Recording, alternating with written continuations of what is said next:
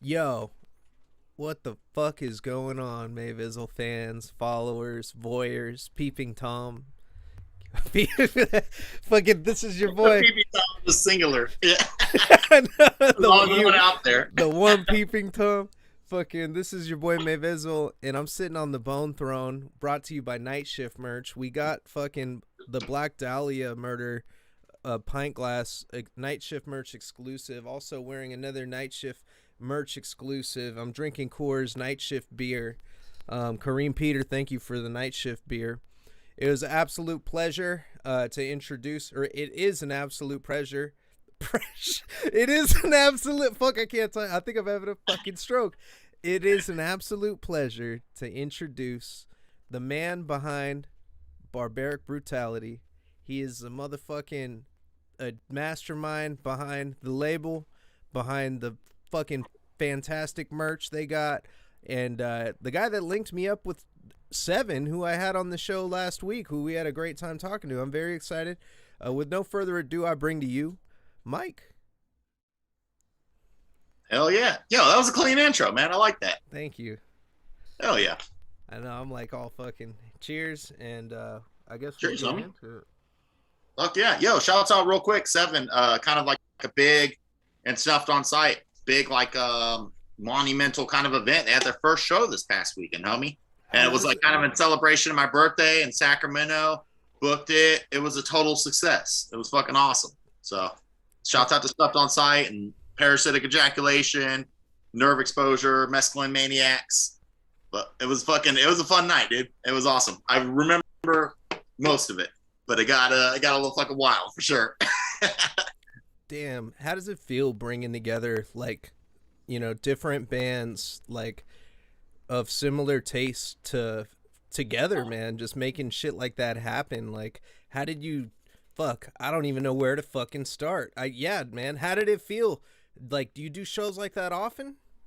Dude, I haven't booked a show since I was like 19 years old. Just to put that in perspective, I just turned 32.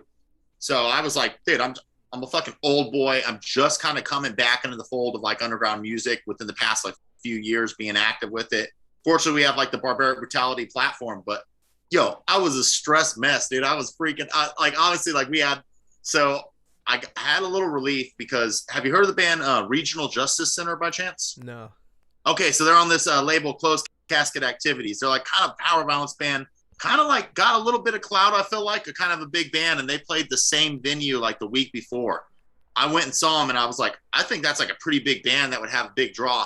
We only sold 3 less pre-sale tickets, so I found that out when I got there, and I was like, oh, I'm relieved. That was like weight off my shoulders a little bit. But dude, it was awesome. Pretty much like outside of promoting it online, we just went old school with it. Bro, me and the homie Kenny, who runs the label with me, so we went out 2 separate times in like street team, just staple gun, hitting every fucking electrical post in Sacramento, bro, pretty much like in the Midtown area. Fortunately, I'm a local, so I knew like all the popping spots, all the restaurants, where all the foot traffic's going to be. So every like weird fucking kid in Sacramento is going to see that flyer. We put up like a total of 90. Some of them were dumb big, bro. They're like 11 by 17 and shit.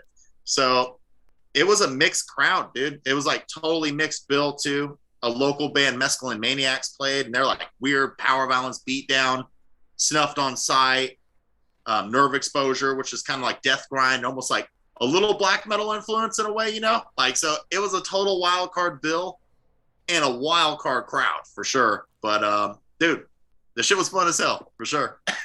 It was awesome. That's fucking sick, man. Where do you find all these bands? Like, how did you start? All right, we gotta get to the beginning of the story. Yeah, we'll dig into it. How'd you start the label? Like, what? How does a guy just say, you know what, I'm starting a fucking label? Yeah, so it was like I started the label in June of 2020 officially. We like kind of came onto the gram, and that's when it's official. Yo, shouts out to Instagram, like social media, but that's what brings all this shit together straight up. So it's like, that's like, it might sound cheesy, but I fucking love Instagram straight up. That's where I met hella good homies, hella cool people, all these bands. So it's been awesome. So pretty much before we started Barbaric Brutality, I ran just a personal page where At first, I didn't really even collect any physical media. It had been years. I used to collect vinyl back in the day in my youth, but I just sold it over the years. And I was just like, just a cat, always like going to the gym and like streaming music and shit. I just got back into death metal or like really extreme music within maybe like the past few years. So it was like, and we could jump into this because I know you're a big like rap and hip hop cat. So I had a huge period where I was just like pretty much off the grid with like metal or punk or anything. I was just listening to rap exclusively, you know? And I kind of circled back around and came back, started this page, started just posting music. Then I started collecting tapes and I was like, hey, I was seeing like the biggest inspiration was this label Maggot Stomp. I'm sure you're familiar with Maggot Stomp, Yeah. of course. Yeah, the boys Fulci of course, they put out a tape on Maggot Stomp just recently. I don't know. I think they might have released the vinyl. No, that was Night Shift to release the vinyl, huh? I think it was a combination. I think Night Shift did like a big release, and then they did another one through their label. But Time to Kill Records, because I know they did like a European release. I think Night Shift leaded the North American. Yeah, Maggot Stomp did the tape. I think Night Shift did the vinyl. Maggot Stomp did the tape. But Maggot Stomp, it was like cool, dude. I kind of grew up. Everybody clowns me because I've said it 1,000 times before, but I came up in punk. I always say that. But it's like I grew up in punk, so I love like the whole like DIY ethic of just like fuck it, do it yourself, just like take it in your own hands, book a show, rent a fucking VFW hall or some bullshit. So I just saw this cat was doing it, and it had like a very like, not to sound cheesy, but kind of punk vibe. It was like cool. It didn't seem like a major label. Everybody, all the bands on there was like super familial. Like everybody was repping the label hard. Like this is the fucking team. You know what I mean? They were like dropping like dope like shirts with like all the bands on the back. You know what I mean? Like fat rosters. It was like just like yo, unapologetically like we're just fucking raw ass death metal, and I love that shit. So I was like, man, I just want to do my own thing. And at the time that I wanted to do my own thing, my music taste was kind of pivoting. I was in this weird crossroads of like listening to more like old school death metal, like the cold, like kind of old school death metal revival, and then kind of dabbling in the waters of like brutal death metal and slam, which I kind of skew more towards now these days, you know? But yeah. So I just pretty much, I reached out to this cat. It's just a one-man band. Dude, check it out. I'll send you the link. It's super heater. It's like, it's weird. It's like, it's got slams in there, crazy riffs, parts that sound like, I don't know, like music from like old battles or some shit. You know what I mean? Like super epic. Like super, it's all like historical. Like all of his lyrics are about like pretty much like the Germanic tribes of Europe, like rebelling against the Roman Empire and like imperialism. It's like, it's hella history nerd shit, but it's hella tight. You know what I mean? Yeah. So I was like, yeah, I fuck with everything about this. It was just digital. I was like, yo, can we make a tape? So we just made that tape, and I was like, it popped off. We sold out in a matter of a week. I was like, oh, we got to get another release. And ever since then, honestly, I feel like we kind of had a tiger by the tail, just trying to like keep up, maybe overcommitting and overreaching. But I think we're trying to dial it in. Next year, we got some plans to pull it back a little bit and like focus more on merch, obviously physical media, but like we've been going ham doing like 2-3 releases a month. So we want to like maybe slow it down, focus on like really promoting bands, like outside of just putting out a tape. Like tapes are cool. People love flexing on Instagram, but t-shirts, bro, you're walking around with like a billboard. You know, that band, that's like, that does so much for the band. So if we could put out quality merch, like that's what we're trying to like really focus on as well, for sure. Damn, that's fucking crazy, man. So how long have you been like a merch head? What's your closet look like? You got a shit ton of fucking shirts? Yeah, you know, I'm kind of a rare cat because I fucking buy way too many shirts, but at the same time, I don't really hoard a lot of shirts. I'm constantly selling shit off. Shouts out to cool shirts for 2069. I've sold that dude like probably 30 or 40 shirts. Have you seen that cat that tie dyes all those? No, I haven't. I guess shirts. A lot of death metal shirts. Oh, dude, yeah. So his Instagram handle is cool shirts for 2069. I think he was really close homies with the cats from Sangui Sugabog. Okay. And like when they were kind of blowing up, homie started tie-dyeing these shirts, and it just kind of like he's doing it full time now. It's pretty crazy. Hooking up with bands like Gulch, getting like kind of at first it was just doing like used shirts and he was tie-dyeing them. Now he's like hooking up with bands and doing like limited, like almost little capsules or something. You know what I'm saying? Like do like 20 of these tie-dye like exclusive shirts type of thing. That's badass. Yeah, it's pretty cool, man.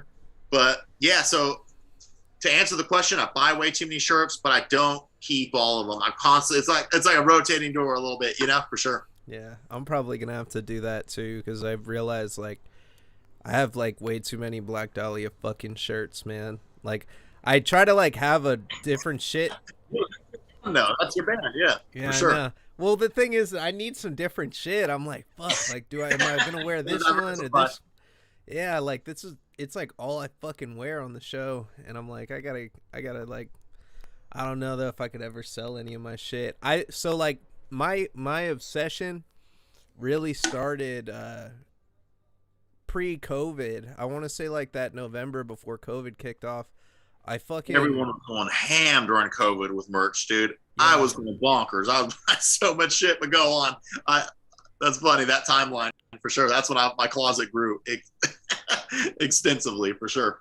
Yeah, like I used to wear like I used to wear like metal band shirts like in high school, and then I got older and I stopped wearing that shit for a long time, and like I fell off with metal completely, you know. I mean, Oh, I would still me listen to too. like albums here and there, but like so I think the last Black Dahlia album I heard was like I want to say Nocturnal, and then I literally just listened to rap from that point until Abysmal came out. So like that's a long When stretch did of Abyssal time. come out? I'm not super, dude. So Black Dahlia, like when I was in high school, I was in a punk band, and our guitarist was just a shithead and pretty much got shipped to Rhode Island to live with his mom. So we got this metalcore kid from like my Spanish class, Jeff Beasley. Shouts out Jeff Beasley. But this cat showed me Unhollowed, and that was like my first exposure to metal, pretty Yeah, much. I was like, holy fuck, like, dude, Elder Misanthropy, he warmed up with that in my garage, and I was like, what the fuck? That shit was wild. I was like, that's just clean, straight up. Hell yeah. But go yeah. on, sorry. But yeah, I fucking like that. I used to wear that shit, and then I got older and I stopped wearing it or whatever because I just like I don't know. I fell off with it. I listened to a lot of hip hop, and then I just wore like oh no, I used to wear just like fuck. I don't even know what I dress like, dude. I just started You wearing wear like flannel. streetwear brands, like clothing brands or anything? Like Anchor blue jeans. I used to wear that. Anchor Remember Blue Anchor jeans? Blue? Hell yeah. Shouts out Anchor Blue. Hell yeah. Andre Yeah. Nicotina. Andre Nicotina's always Andre Nicotina's always just talking about wearing Anchor Blue jeans for sure. Pulling It's up my awesome. Anchor Blue jeans. Oh, son. Yeah, that motherfucker. Oh He's my talking about god. walking through the mall like wearing Valleys, which I don't even know what that is. That's like early 90s, like weird shoes, like, oh shit, just like hella, hella Yeah. specific, hella dated, but hella clean. Yeah, Nicotina just sounds coked the fuck out on every song. Like the way he I jumps love from topic to topic to topic. He's just like, he'll be like, a sparrow dodge an arrow, but not a double barrel. Like, what the fuck are you talking about? Yo, my favorite line in rap, and I've always wondered, like, what the fuck, like, when it's all over, kid, put me in a pyramid, just like the pharaohs did, like little Daryl did. Daryl, why did put the boy in a pyramid? What the hell? I love that Yeah. line. It's so tight, straight up. I remember like hella late night, like just being fucked up, driving home, not driving home, riding home. Favorite music, bro. Yeah. Straight. I'd be listening to, what's it called? I stay awake like an owl. Woo! Hell yeah, dude. He has the funniest lines. Like between Andre Nicotina and Mac Dre, it's like it's crazy. I thought growing up in Sacramento, I thought we were kind of in a bubble, but then I moved to Indiana and everybody knew Mac Dre and Andre Nicotina. A bunch of people, I lived in Philadelphia for like a few months for work. Everyone knew Mac. I was like, oh shit, that's cool. The Bay's actually getting some recognition, It's pretty cool. Yeah, they were like the two big, I want to, like, there are a lot of groups that are like from the Bay that really just like take off, like fucking Utah. I feel like Utah has a lot to do with it though, because there are a lot of cats that Utah, really? yeah. We're like some city scene or something?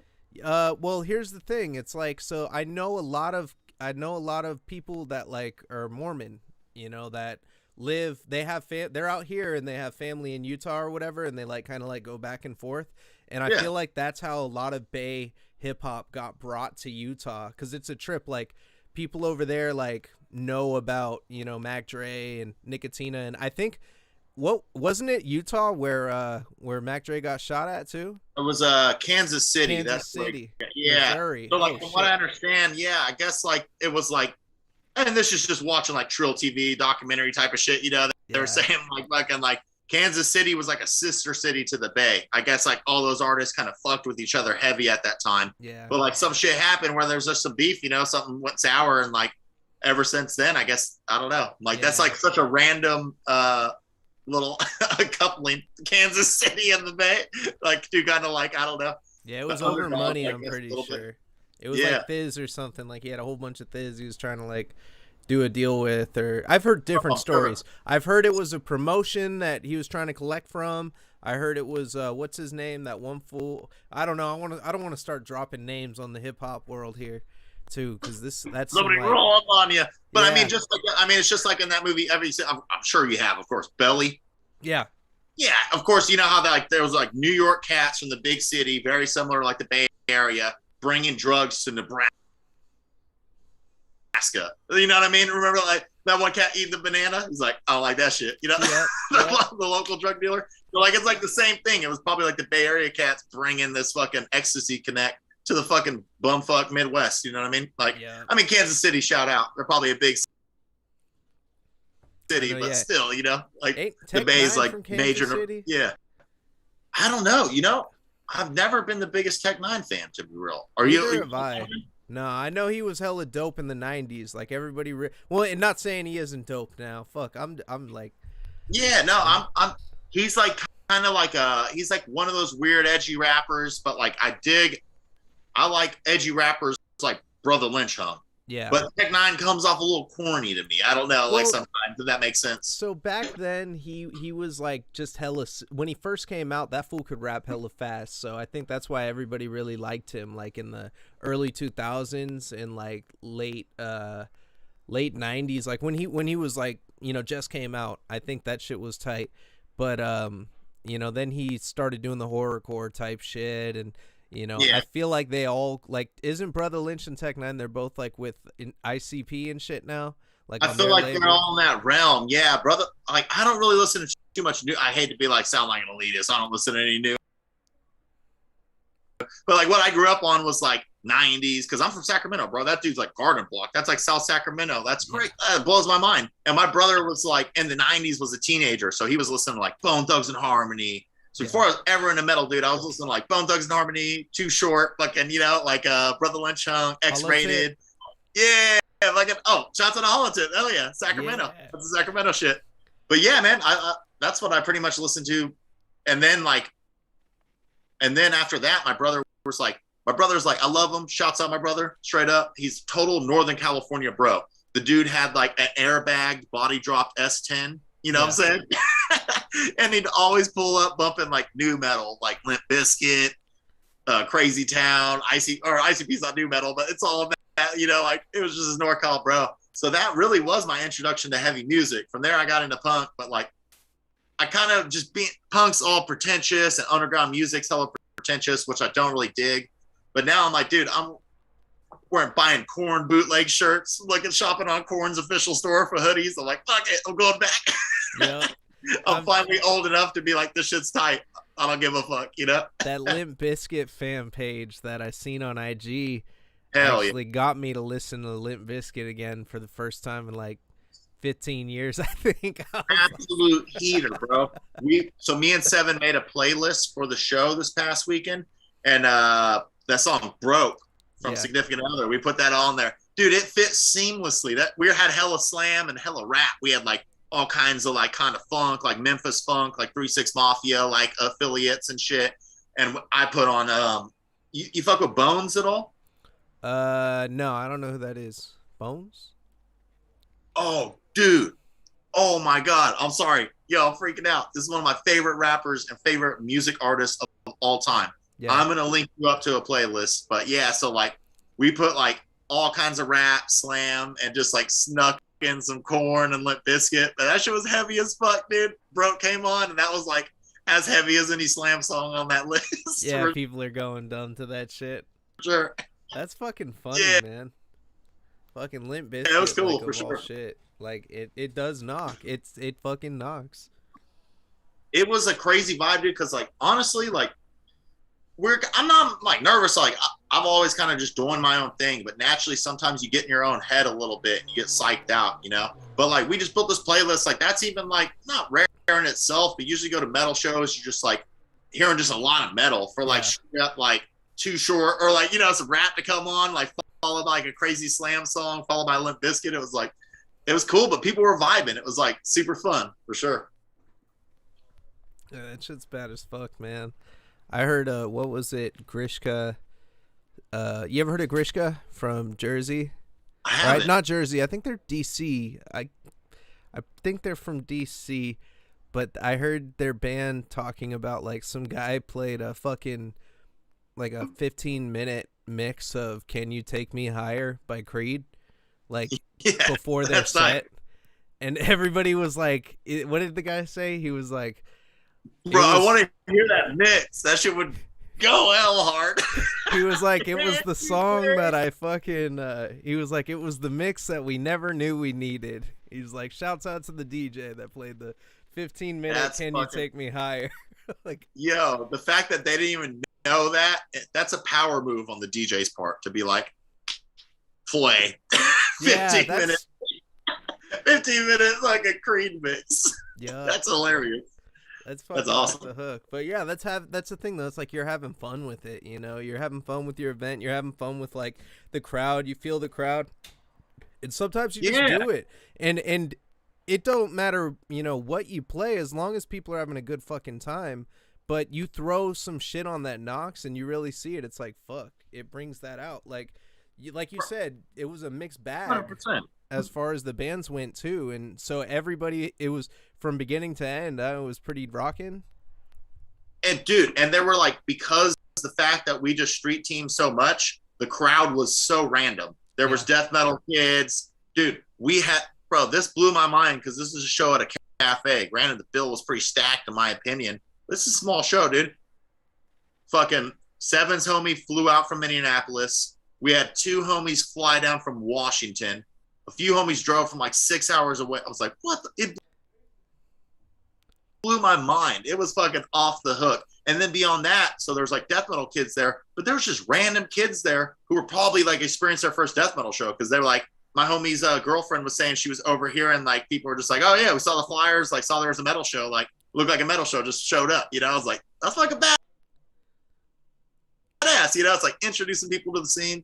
And not to sound, I'm just off the twisted tease a little bit. So not to sound like too like cheesy or sentimental, but ultimately it comes down to just like be yourself. Like underground music can be so pretentious sometimes, and you feel like you get in your head and like want to live up to expectations of like, oh yeah, these people might think rap's not cool. Whatever. Like people were having fun, bro. Like I just posted that reel of like parasitic ejaculation. The guitarist like Parker, this fool's just gigging, like smiling, like you know what I mean, like having the best time, And I'm like, dude, this is what we're trying to do. Like, just be yourself, have fun, make your art, and we're just trying to like really create like maybe like a community that kind of fosters that. that's the coolest thing about the scene right now, and I've said it before and I'll say it again. Like the metal community is so fucking welcoming, and like it's everybody's just cool as fuck. Like I remember as a hip hop musician trying to get my foot in the door places, trying to get shows. I felt like it was crabs in a bucket. Everybody's kind of just like fuck you, I'm doing my thing. But then like when it came to starting this show and like just trying to get a hold of people, like everybody's down as fuck. Oh Like I've yeah. even reached out to some people, I'm not saying names, but I reached out to some people I used to do music with, like, hey, you guys want to do this show or whatever, come on it, like once I get it popping. And people are hesitant. They're like, oh, I don't know. And I asked this guy from fucking he curates the iTunes playlists. It's a friend of a friend, and I was like, what would make a band hesitant to do an interview on a show? And he was like, their immaturity is the only thing that would prevent a band from doing that. They don't want exposure, which doesn't make sense because the whole purpose of making music is to be heard, Yeah. you Take every know? opportunity for sure. Exactly. And he said like you don't want to interview bands that don't want to be interviewed. He said there's no situation where, you know, a band that is serious about the shit they're trying to do, like, isn't trying to increase their target demographic. Because, like, I fuck with the wrestling world, you know, a lot, like the death matches and death metal. So I feel like it just comes together so well. You got guys like bleeding all over the place, doing crazy shit on one side. You got guys talking about people bleeding all over the place and Yeah, crazy shit. it's a common. Those are very common interests. I'm personally not into wrestling, but I have so many homies. Like my homie Dick, shouts out Instagram handle No Guts No Glory. Yeah, had to plug the handle. Yeah. This dude's like a longtime supporter. I consider him like street team of the label. He posts everything, reposts everything. The biggest supporter, buys everything we put out. This dude does like a death match or two a year. Like, you know, the fucking tube lighting, the whole shit, you know, whole shebang, you know, backyard. It's fucking wild. Yeah. But it's not necessarily my cup of tea, but he sends videos. I'm like, this is fucking bonkers, you know? The band Fluids used one of his like videos from his death match. I was like, I think they posted a reel or something. I was like, oh, it's fucking sick. It's pretty cool. Yeah, I don't know how they do it, man. Those guys are fucking crazy. But hey, what'd you think about that new Fluids shirt? You seen that new one on Night Shift merch? Oh yeah, the one from the Pharmacist split, the Feeling Sick. That was too intense for me, dude. It really is. Yo, I draw the line. I'm not one of those cats. I can't go ham. I'm not trying to have that on my shirt while I'm in line at Chipotle. You know, just like, my mom is an adorable, like religious woman. I love her, you know, and she would like. I know my mom would kind of get shook seeing that shit. So like. I don't know. I'm just not like super edgelord. No, I'm not saying Fluids is edgelord, but I'm saying wearing it on your shirt, you know, like putting it on like put it on the album cover is one thing, but I'm just at the point in my life I'm not trying to wear that shit on my shirt, you know. But with that being said, though, I did get that Not Dark Yet. I think that's the fucking title of the album. Sorry, I'm a little drunk, but Not Dark Yet. Have you seen it where it's like that gradient, like the red to pink, and it's like a mountain of gore? No, I gotta see that. Bro. Yo, I know you've done that little baby window, that little window in the corner before. Can you pull that up real quick? You gotta see it. Up. Yeah, None Dark Yet. Night Shift merch put it out, dude. They absolutely killed it. It's such a unique design, so clean, executed super well. Pulling it up right, meow. Is there? Hey, check out this little ass dog. I want to give Sasha a shout out. I got this miniature Australian Shepherd right here. She's adorable. She wants to play all night long. I just got home from a business trip, so she's like having hella fun.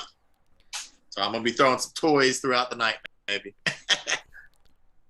I'm pulling it up right now. Oh, that's nasty. Here, let me Dude, show it's it. Wild. Is it the full color one? You got it? No, not the full color. This is black and white. Where's the full? Dude. Oh, I see it. Yeah. It's like Lord, yeah. Yeah, dude, that's fucking gnarly. So I got that shirt. That's like my shirt that I wear to shows. I'm not gonna wear it like my daily walk around, you know. Yeah, I'll wear it to a show for sure. But I've seen some fucked up shit, man. Like I fucked up. So for a minute, I was just following any like thing that was like dope underground metal looking type shit. And I ended up following. I didn't even realize that I fucked around and followed like 2 gore pages, bro. And I remember scrolling through my shit and literally just seeing straight gore. And I was like, what the fuck? It fucked my day. Fluids dropped some shit I was like, me and my homie Kenny, who like started the label with me. We were like always like joke around. Like, it's like, dude, there you go. That's the one. That's wild.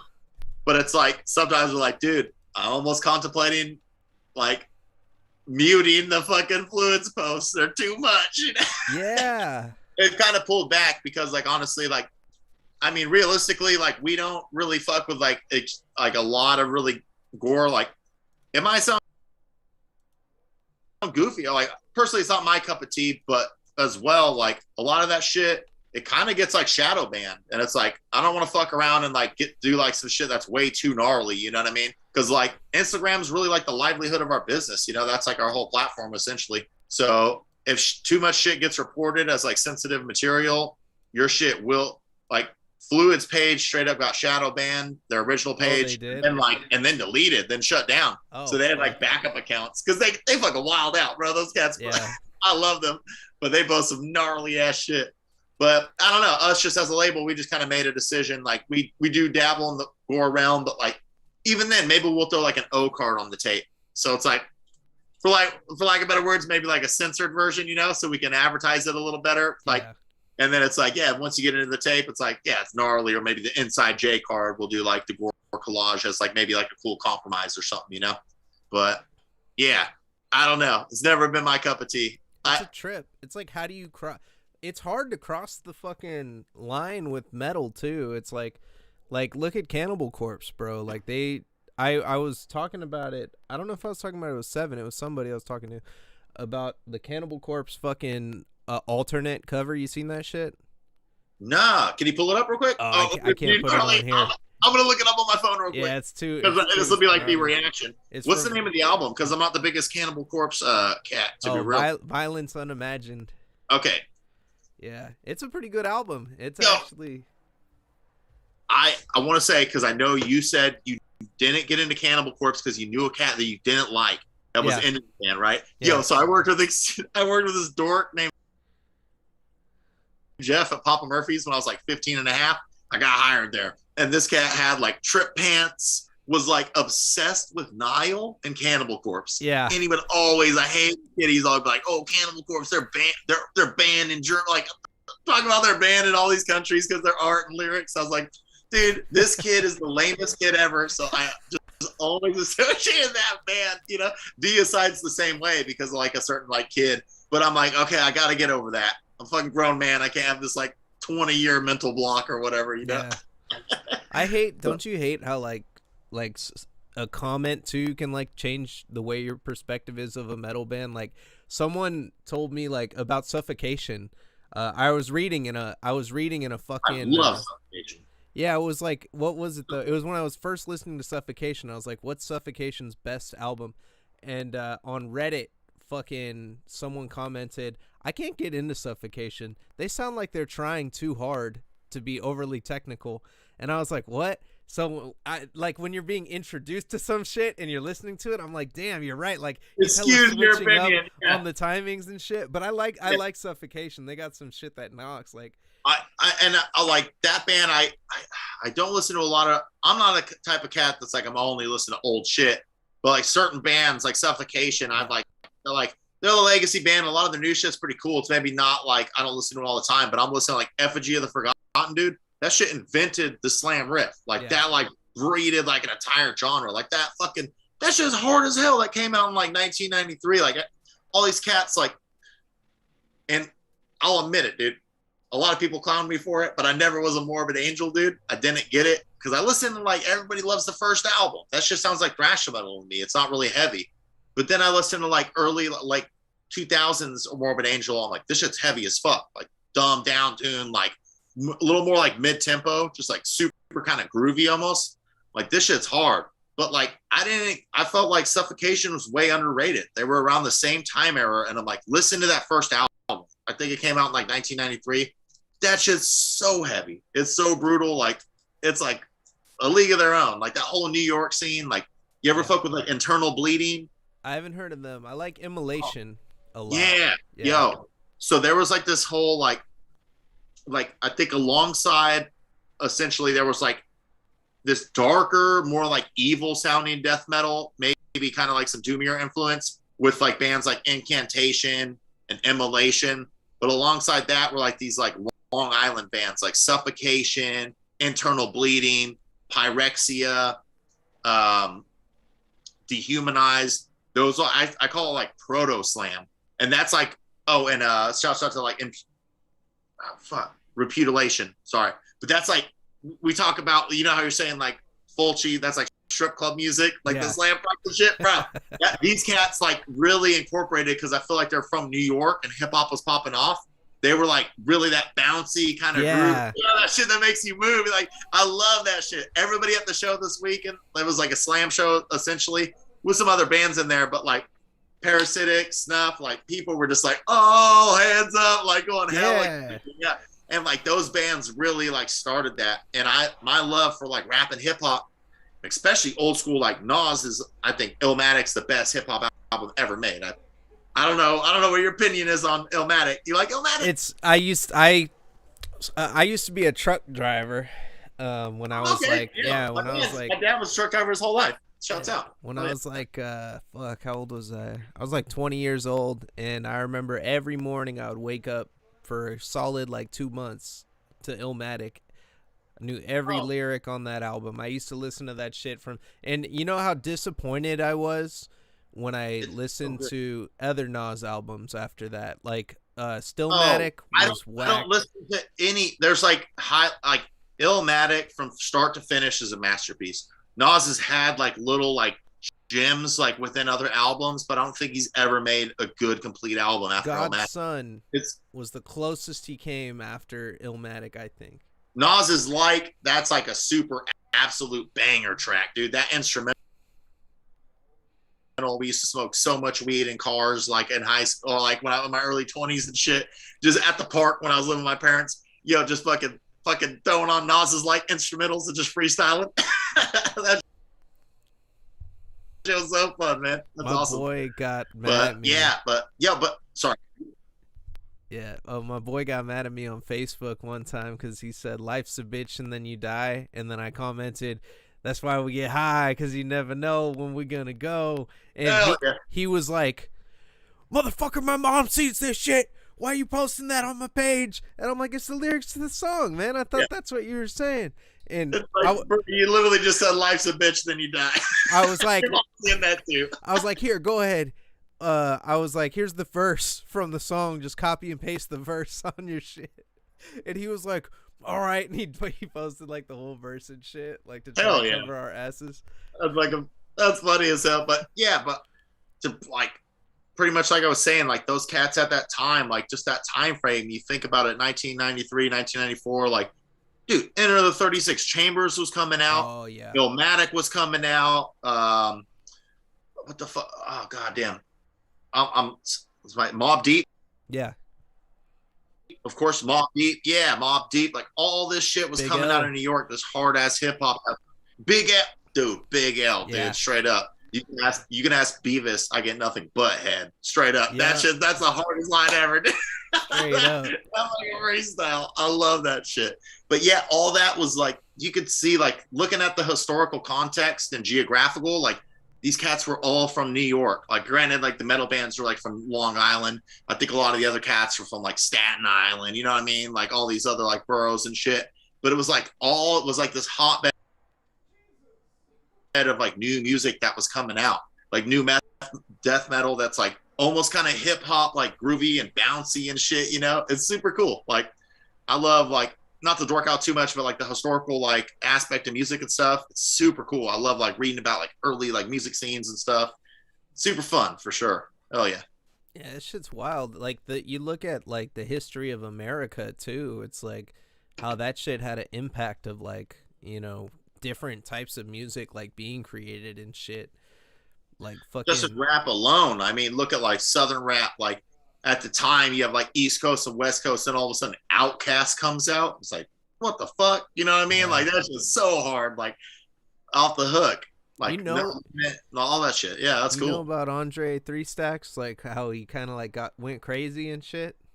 Yeah, well, I know. I feel like everybody kind of witnessed like him kind of going. Well, I know he went wild with fashion. That's one thing, but like, what kind of happened? So he started fucking around with what was her name? I think it was Erica Badu, and Oh shit. Okay. yeah, she fucked his head up. Like he started like changing who he was. Like it was funny because like Big Boy was always the same, and he was just always like, kept it hella real. I felt like Andre 3000 kind of always done a little too much. He's been a yeah. little extra from the get go almost, for sure. They ended up touring on like separate buses in the end and shit. Like Oh, because really? Big Boy was like, yo, because Andre was We're like coworkers at that point. Like, yeah, just he was like, trying to do a show. on my bus, no drinking, no women, no smoking, none of this shit, none of that shit.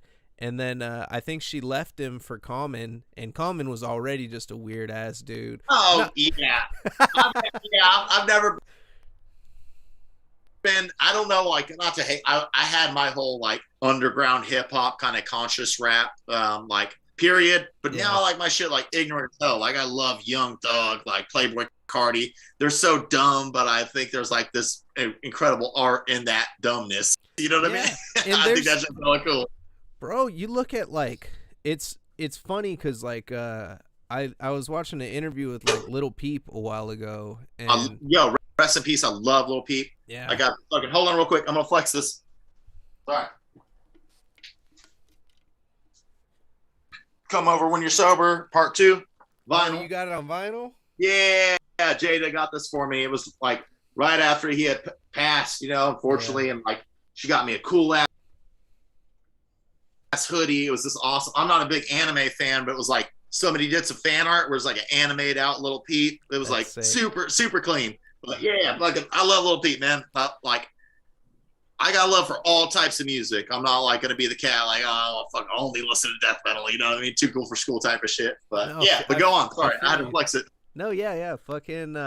So Peep said that like Future. They were like, "Who's your favorite artist?" He's like Future, and he was like, "Because if you listen to his lyrics, he has so much shit packed in those lyrics, and people just listen to it because they think it's party music, but it's really some of the deepest shit you'll like ever hear." And it's crazy. Oh yeah, crazy. That song is like pretty much him. Like, I'm a fucking drug addict. I don't want to be addicted to lean. And dude, I'm getting the chills right now, bro. Every time I watch that music video, it's like that song is so heavy. It's such an absolute banger, bro. But it's like he's like, dude, I'm addicted to lean. Like, I hate this, but I'm like, it is what it is. You know, it's kind of crazy. You know what I mean? I'm like, damn. Maybe it's the Twisted Teas, bro, but I got the goosebumps just thinking about it. I'm tearing up, dog. That's a trip because I remember me and my boy, we used to make hella music together, and then we like started just getting super fucked up in the studio. Like every time we would release a project and it wouldn't pop, we would just go back to the studio and do it again and again and again. And then I remember like one night we ended up just like playing that song on repeat and just got so fucked up we didn't record anything. That's a fucking masterpiece, dude. Like Future reinvented himself with the Monster mixtape. Yeah. Like before that, like I don't even know. Like he was trying to go like super more mainstream, and like it was a decent album, but it was just like too kind of cheesy. It was like, you know, formula. You know, it had like this ballad song. It was like trying to be this like fucking pop rap album, trying to cater to MTV or something. Yeah. But then he just dropped the Monster mixtape, followed by Beast Mode and 56 Nights. Dude, that was like the trilogy, bro. That was like this gnarly ass. He like solidified like the Atlanta trap sound, I feel like, for sure. Yeah. Sorry, I'm getting hella hyped, bro. No, I love Future so much. It was at the same time when it was at the same time when Migos came out too. I think like them also they projected him, I feel like, too, into the spotlight because everybody had their eyes on him. was just coming up at that time. Metro Boomin was like super young, dude. That producer, Metro Boomin, like put on like it's crazy. You know what I mean? He was working with like early Travis Scott's like kind of like lame music for like super lame, like upper middle class, like fucking white dorks. You know what I'm saying? But like Travis Scott back in the day, dude, he was on some cutting edge shit, like Days Before Rodeo, like his early mixtapes. Like he was really like he wasn't doing like him and Young Thug, and like it was kind of weird. It was weird shit for rap. You know what I mean? It was like this turning point. Like Young Thug was wearing like fucking women's clothes, and like people were freaking out. You know? I remember the first time. The first time I heard Young Thug was on Rich Homie Quan, and the Stoner song was already out. I didn't know that was Young Thug, but Rich Gang, dude. Yeah, those were absolute bangers. I love those tracks. He did my life. What was the song called? It was called "Get the Fuck Out My Face" by Rich Homie Quan. Oh and yeah. Thug comes on and he goes, "You get the fuck out my fucking face." I was dying, and me and my boy used to just play it. We were like, "Yo, this fool's hard." Wait, what's his name? Young Thug? Like he's just yeah. Like... Straight up. Dude, I remember like early on, this was like 2013. They were in the music. They had a song. It was Rich Homie Quan, Young Thug, and like Dej Loaf. Rich Homie Quan had his, Young Thug had his nails painted red. Now it's like a lot of like, it's like commonplace. You know, you see a lot of like cats like painting their nails and shit. That was wild. People were losing their shit. Red nails, like in 2013. It was like, I'm like, damn, this fool is really like light years ahead of his time. I feel like that dude is like Young Thug, especially in terms of fashion, everything. That dude's just like a fucking pop icon, you know what I mean? It's like It's pretty cool for sure. It's cool to like witness that shit too, and it's like I feel like a lot of people don't appreciate it. We don't appreciate a lot of shit until we take a look back at it, but like I think that now it's different, like especially with metal. Like when you hear some fantastic shit for the first time, you recognize it. I think it's just underground music in general because I listen like I mentioned Bones, and when you check it out, like the context of it, there's obviously like the whole like brand of like SoundCloud rappers and like maybe that whole sound that essentially came from like a few rappers like Bones, Young Lean, in like 2012, 2013. These cats were so ahead of their time, but it's like all this shit, everything cool starts at like the grassroots level. And then it's this weird cycle. It sucks, but it's like eventually shit gets too poppin' that it's like gets too saturated that it's not cool. So like the cycle starts over. Now something else, you know what I mean? And it's always at that underground music level.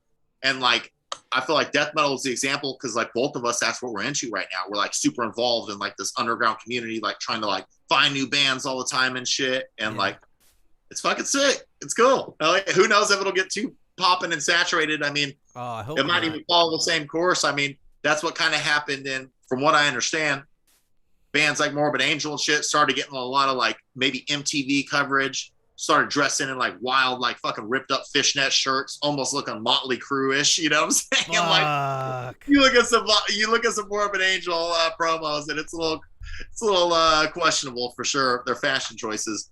But then Brutal Death Metal came out and that was like a rebellion. It was like this death metal is getting too commercial. We're gonna go fucking ham. Our art's gonna be like, it'll never be mainstream because it's way too extreme. You know what I mean? The little gore shit kind of coming in, and just the sound too. We're going like super guttural, the most incomprehensible gut like vocals, blast beats and shit. You know, like it's pretty interesting for sure. That's crazy you fucking say that because I could see that shit happening. I could see fucking Blood Incantation and Undeath being on like the radio. Like if all it's gonna take is a couple years and enough people to fucking like it, and then next thing you know we're gonna see fucking like them wearing fucking, you know, like you said, fishnets and shit, like t-shirts. I'm dead. Bro, that's like absolute. Well, I mean, it's like great. I mean, you look at like in Sacramento just this past weekend, there was that show Aftershock, that big festival. You know what I mean? Yeah. I never really paid too much mind to it because I always thought it was kind of just like a big radio rock kind of festival. But I don't know. I might be speaking out of line, but there was like a band, like this hardcore band, Unity TX played. I think Knock Loose played. These like hardcore bands that came up at DIY scenes are now playing like major mainstream festivals that Metallica is headlining. Yeah. So it's like, I don't know if we'll ever see a time when like death metal is like getting like radio play again, just because like radio is almost like a dying like that too platform. But we're definitely gonna see like a time when like a death metal band might open for like Limp Bizkit or you know what I mean, like some like weird like legacy '90s band or something that like will draw like fucking tens of thousands of people or something. You know? Didn't like, I think Black Dahlia opened for like Ozzy or some shit on like Ozfest? Oh really? Yeah, I think. Oh. Was it probably one of the last Ozfests? Because I know that ended. Growing up, like there was Ozfest every year. At that point, I wish I would have gone to some of those. Now looking back at the lineups, at the time I was a little dickhead, like that's not punk.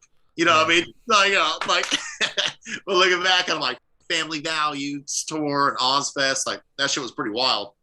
But when did that all start? I think it was a while ago. Yeah, I think it was like when they were in their early days. I think it might have been like, one of their first couple tours. I'm not sure if it was them, but I know they did like a massive fucking, not Warped Tour. I know they did, I'm pretty sure they did Ozfest. Let me see. I'm going to Google.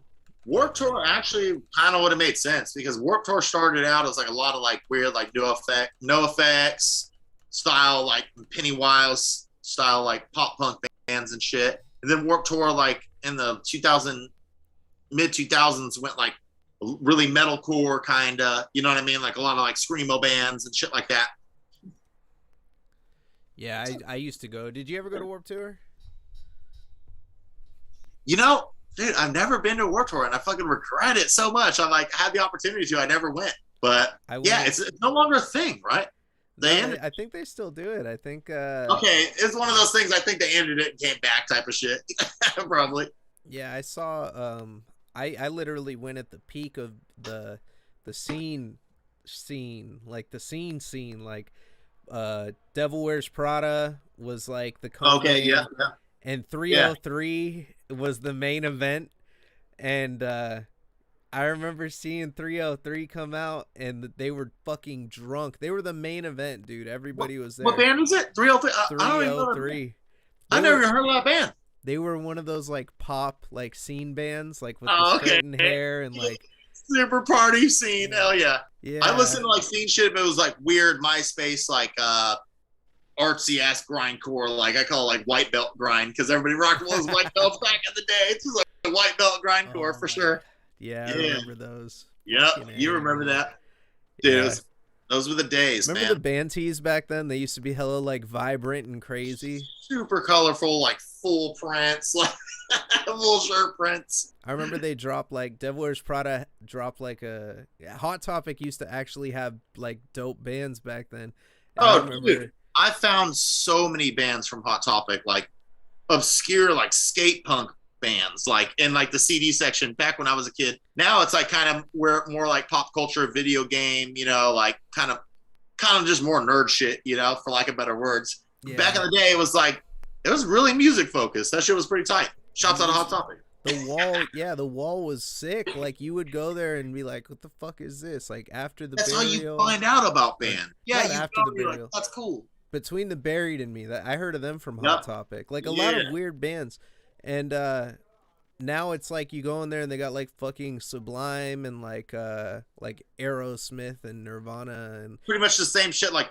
Target has, yeah, like the same yeah, band shirt Target has or something. Yeah, it's kind of cheesy. Back in the day, dude, they had like a whole, like, it was like sectioned off. It was like, here's punk, here's metal. You know what I mean? And when I would yeah. like look up at the wall, they'd have like Rancid t-shirts, Misfits. Like I was just like coming up as a teenager, like going there. They had a vinyl section, CDs, headphones. Remember back in the day, you could Yep. listen to a little like With portion the of a little song. thing, you pick the song, and Dude, yeah. we would get so drunk off of boxed wine and go into Barnes Noble and fucking listen to, like, they had like Barnes and Nobles had like, it was like an online music catalog, and this is when I got on like crust punk, which is a little more obscure and shit. And we'd like, oh, I was listening to fucking like Rudimentary Peni, like 15-second clips, Oh my god, all drunk off like a box wine and shit. That's dude. just awesome.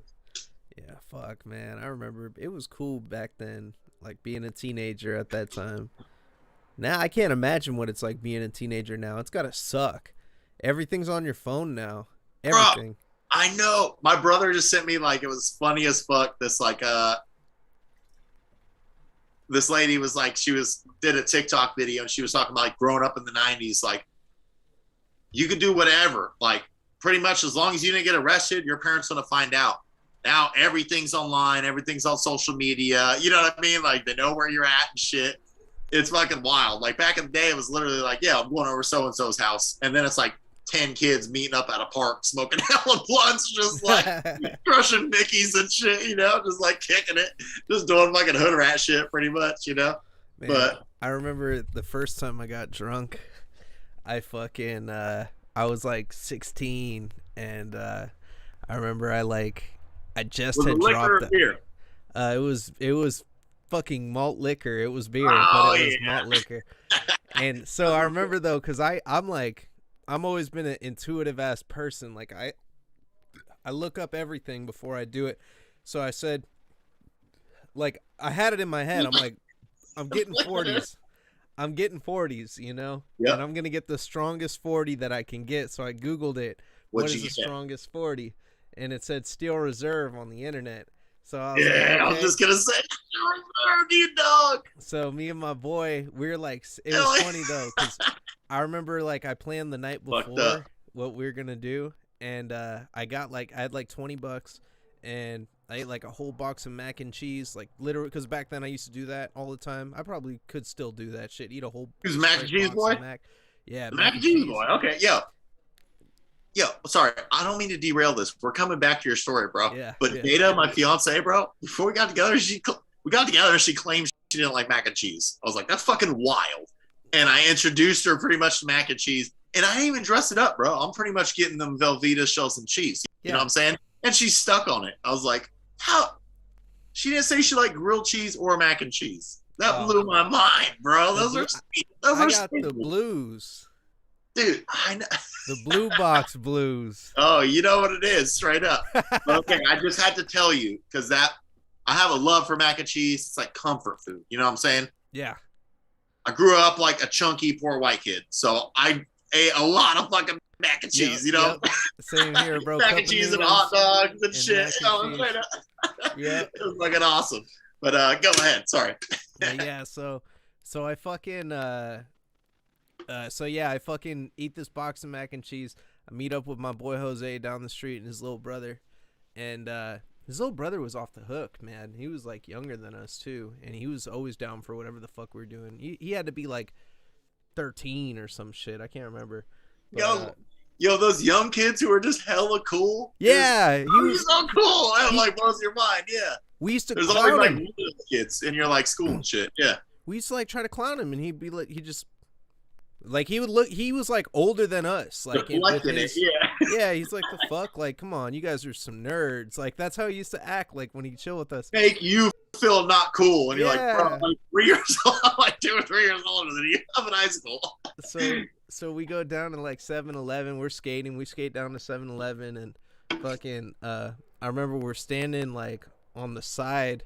No, we're standing right in front. Fuck, just like right up in front of the 7-Eleven. And every person that comes up, I'm like, can you buy me beer? Can you buy me beer? Can you buy me beer? I didn't give a fuck. Hey, mister, hell yeah. Yeah. That's how you gotta do it. Straight up. Yeah. And I remember this one guy like gets out, and he had to be like off some powder because this guy was so animated. He was like, oh, hey, So animated. you know, that's how he looked, and he Oh, was that's cool the though. perfect word. Yo, I just want to say I hella appreciate your vocabulary, straight up. I watched a lot of like the interviews and shit. Yeah, you got away with the wordsmith, straight up. That ties in with the hip hop shit for sure. But go ahead. Yeah. So the dude jumped out, and he comes out, and he was like, what do you need? And I was like, oh, we need Steel Reserve. And he goes, that's some strong shit. And he looked at us like he looked at me all crazy, and I was like, yeah, I want the strongest one. And he was like, all right, fucking, he said, meet me around the back, I don't want the guy to see. So I was like, all right, cool. So fucking, I was like, finally. So we go around the back, and the dude ends up, you know, coming around. He gives us these bottles, and we had them in a big black bag, like one of those, you know, grocery bags. So we skate like to this tunnel by our school, and I was like, well, let's drink this shit. So I tell my boy, I was like, let's see who could finish our 40s the fastest. Let's see who could, you know, down it the fastest. It's like a horrible thing. Oh yeah. And I remember we slammed. We're in this like tunnel, bro. Like it was like a drainage ditch. Like it was like a water release tunnel. Bro, what is it with being like a teenager? Because I would get drunk under bridges often. Yeah. And it wasn't big bridges, like tiny bridges, you know, like over a residential, you know what I mean? Yeah. Where it's like a tunnel like that, you know what I mean?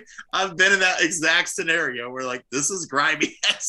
Yeah, I wouldn't be fucking, dude, I'd be tripping off of getting like fucking what's it called now? Like fucking what's that shit that you get from rusty shit? Tetanus. I'd be like scared of tetanus shot updated. Yeah, like now I'd like, what the fuck was I doing in there, standing in mud, all, you know, walking through all this fucked up shit to get here. Yep. And so and it's wet. Every surface is wet in the motherfucker. Dude, like I know you can't even sit down comfortably, but you just don't give a shit. You're a kid. You're kicking it. You're all fucked up. You know, you're rolling around in mud and shit. I know exactly, bro. Straight up. I've been under them same damn bridges and that same fucking that same little. I was like a fucking plague rat back then, like just fucking running around with all that shit, all those germs. But yeah, so like we down these things. And fucking we smashed the shit in the thing, which probably wasn't good. And then we like climb out. I was like, let's keep going through the tunnel, like to the other side, and see what the fuck where it goes. So we walk through this tunnel, and I see sunlight, and like an opening like the size of like a person. It's like a manhole almost. So I fucking climb out and I'm fucked up, dude. I'm like all like like yeah. into the sunlight, just like Yeah, I'm like, let's go. I throw my board up, and I'm yeah, like, and I pop out. ascending from the hole, just Yeah. like oh, And yeah. I'm just like, oh, it took all the energy out of me. And I just lay there for a second and I'm like on grass and I'm like, oh shit. And then I look and fucking we're on some lady's fucking lawn and she's sitting on her porch just like, where the fuck did these little bastards come from? Like we That's popped out, awesome. you Oh know, yeah, we all came out and we're all fucked up. And I was like, oh shit, we need to get the fuck out of here. So we, you know, we get I our love that. boards and we take off. And I remember my boy saying like, I can't skate. And I was like, I can barely skate. Like I'm like fucking like all over the place. It was like in like you know in GTA, like when your character gets Dude, drunk. I know, bro. Yo, one time I got so fucked up, dude. When I was like 16, and I got separated from my friends, and this dog followed me for blocks, and this dog bit me multiple times on my ankle, followed me into a Walmart. I called my mom from the Walmart phone because I didn't have a cell phone, and on the intercom, they're like, "I'm the owner of this dog." I'm like, "This isn't my dog. This dog's been following me for the past 10 minutes, dude." The dog was kept following me, but then I was a little drunk, so I was like, maybe like it get a little tripped out because I was stumbling everywhere. But Yeah. multiple times, that boy bit me on my ankle, dude. It was fucked up. I remember, thank God for my mom. She's a sweetheart. My dad's like the stern, like, you know what I mean? Like Yeah. the enforcer, you know, the Luca Brasi of the family. But my mom, like, she just like, I got home. She made me a quesadilla and I passed out at like 3 o'clock in the afternoon. I was just, Yeah. it was during the summer on the weekday. You're just drunk as fuck in a Walmart. Like, I just want a quesadilla. I don't feel good. I'm going to sleep. Yeah, man. You're lucky, man. I used to come home to my mom would want to like. It was the opposite. My dad didn't give a shit, but my mom super gave a shit. So Oh, like, okay, gotcha. I remember coming home one night like super fucked up. I was probably like 20 or something. It was like 2 a.m. and I remember I couldn't get the key in the hole. You know, like when you're trying to open the door, and then Bro, you're like holding it with two hands. It's just like yeah. I'm hitting and missing and hitting and missing. It was like the time I lost my virginity. And next thing you know, rim shot. Yeah. the door opens and my mom's on the other side. And I'm like, oh, fuck. And she's like, David, we need to sit down and have a talk. And I'm like, I can't even fucking stand right now. Like, you want to talk? You know, so like I go in and I sit down. And she was like, so what are you doing out there? And I'm just like, am I off the hook? Can I just go to sleep? Yeah. Like, I'm fucked up. Yeah, it was terrible. I felt mad guilty every single time. Oh, God. And then I would wake up. You know what the worst thing was? Like, a couple times I would come home shitty, and then I'd, like, pass out, and then, like, wake up just to throw up and pass back out. And then, my dad would start the yelling like in the morning and shit because he's so pissed because my mom's so pissed, and shit runs downhill straight up. Yeah, and then he would kick me out of the house before I would even have a chance to like brush my teeth or shower. So Damn. I remember, I'll just never forget like that walk of shame. Like I would walk down the street to my boy's house so I can like, you know, clean myself up at his spot wearing like the same clothes. Yeah. Bruh, I remember bumping in my fucking, I'm hella dying. Like, I have a uncle named Chopper, and he worked for the city. And I remember walking down the street one day. Uncle named Chopper? Yeah. That's awesome. I'm like walking down the street, and I'm just like all hungover. Yeah. I'm like crying. I got like dried tears and shit, because I just like, you know. And, well, so I lied to my girlfriend. Fuck, this is another story. I lied to my girlfriend and told her I was at church, and I lied to my parents and said I was with my girlfriend. The double scenario, yeah. They both talked to each other. My mom had her number. I didn't know my mom had her number, so she fucking's like, "Why is David lying to you? And why is David lying to us?" And they realized I was drunk, so they texted her that I was fucked up, and so if she's mad. Yeah, they texted. She didn't want me drinking because she was a bad girlfriend.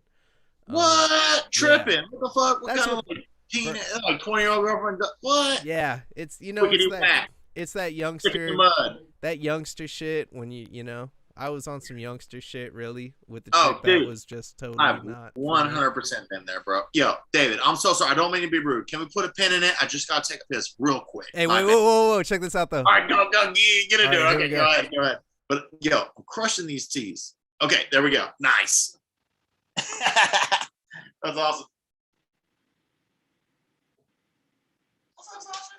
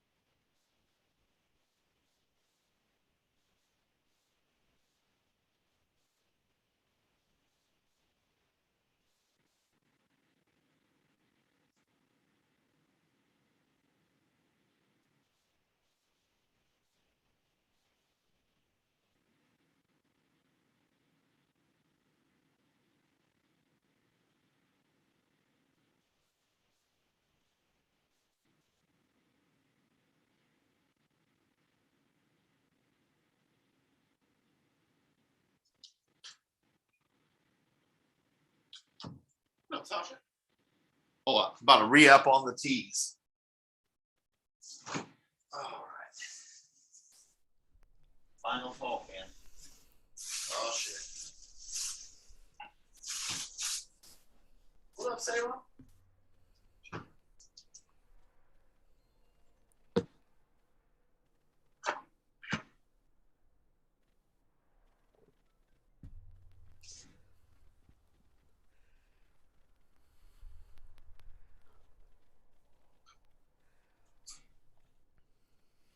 Chill.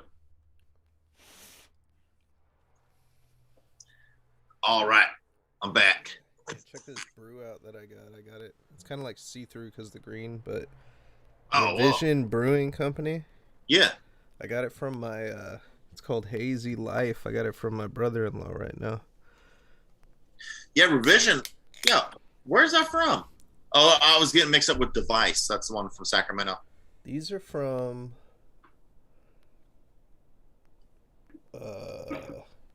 Ooh. Sparks, Nevada. Oh, shit. Sparks. Wildcard. Shouts out to Reno, the world's biggest little city. Dude. The world's biggest little titty. Yeah. Mac Dre, never seen. It was a hot night, August. Humid. I hit the stove to get some OG. I'm Shroom with. I'm in the world's biggest little city. Yeah. Hell yeah. That song's so fun. Hell yeah. But yo, I know we went way off track, and it's cool. Obviously, yo, yeah. I feel like we're like homies already, just like talking bullshit and sharing stories, drinking on the porch or some shit.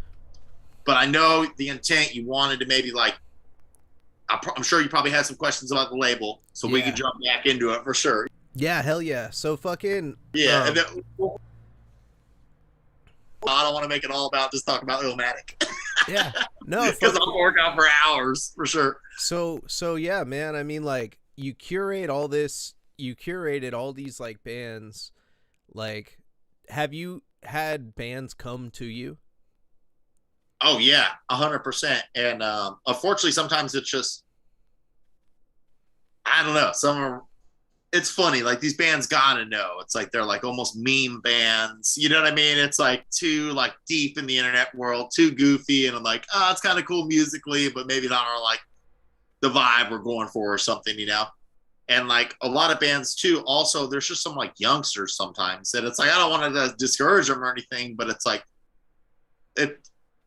We put out kind of more like raw production, like Cave Grave demo was like very raw, but that shit was fat, dude. It had like a fucking bass drum, dude. This is like a raw ass. It sounded like an early '90s like death metal demo with like a fucking 808 bass drop in it. Yeah. It was crazy, but it was fucking cool. But so we'll definitely get a lot of like really, really, really rough shit, and like, I don't know, it's not necessarily kind of our sound or like what we're going for, essentially, But yo, hold on real quick, homie. I just looked up. I'm at 13%. It's getting dangerous. I'm gonna get the charger real quick. Yeah. Say, what the hell? What up, boy? Hey, and this is the cat. Yeah, that's Big Salem right there. Big Salem. Wild. Yep, Salem and Sasha. The two. Let me get this charger real quick.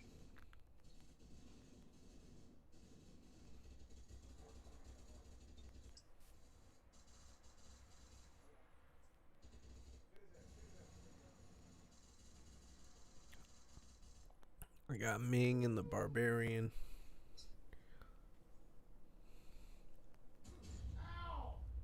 All right. Here we go. Rocking and rolling. All right, sweet. I think I got it all set up.